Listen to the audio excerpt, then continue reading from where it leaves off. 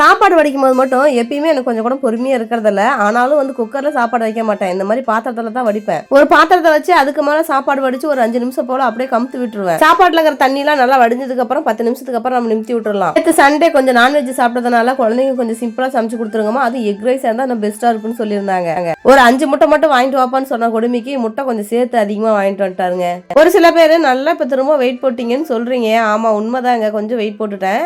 இப்ப வந்து 68 கிலோ இருக்கிறேன். 63 கிலோல இருந்து 5 கிலோ ஏறி இப்போ 68 இருக்கேன். திரும்ப வெயிட் லாஸ் பண்ணலான்னு தோணும் போது பிபி வந்து நார்மலாவே ஆக மாட்டேங்குது. ப்ரெஷர் வந்து பாத்தீங்கன்னா எப்பயுமே லோவா இருக்குது. அதனால என்னமோ கொஞ்சம் டயர்டா இருக்கிற மாதிரி, கொஞ்சம் டல்லா இருக்கிற மாதிரியே இருக்குது. நானும் ஆட்டிடியூடா இருக்கலாம், என்னென்னமோ பண்ணலாம், நானும் ட்ரை பண்றேன், ஒன்றும் பண்ண முடியல. இந்த பிபியை மட்டும் கொஞ்சம் நார்மல் பண்றதுக்கு ஏதாச்சும் டிப்ஸ் இருந்தா சொல்லுங்க. ஆல்ரெடி சாப்பாட்டுல உப்பு கொஞ்சம் அதிகமா எடுத்துக்குவேன், ஸ்வீட்டும் அதிகமா தான் சாப்பிடுவேன், காரம் கொஞ்சம் சுருக்குன்னு போட்டு தான் சாப்பிடுவேன். என்னோட சிந்தனைகளுக்கு தான் நான் கொஞ்சம் ரெஸ்ட் கொடுக்கணும்னு நினைக்கிறேன். ஒரு நாளைக்கு 1008 சிந்தனை வருது. அந்த சிந்தனைக்குலாம் எப்படிதான் ஃபுல் ஸ்டாப் வைக்கிறதுன்னு எனக்கு தெரியல. ஜெய்குட்டி ஸ்கூல்ல வந்து டிராயிங் எக்ஸாம்ல கலந்துட்டு அதுல வந்து பிரைஸ் வாங்கிட்டு வந்திருந்தான். இன்னைக்கு குழந்தைங்களுக்கு வந்து ஹோட்டல் எக்ஸாமுங்க. இன்னைக்கு ஜெய்குட்டி 5 மணிக்கு எந்திரிச்சு படிச்சுட்டு எக்ஸாமுக்குலாம் வந்து சூப்பரா ப்ரிப்பேர் ஆகி ரெடி ஆயிட்டான். குட்டிமாக்குலாம் ஒரே ஹாப்பி, இந்த எக்ஸாம் முடிஞ்சோன்னா 10 டேஸ் ஸ்கூல் லீவ் விட போறாங்க அப்படின்னு.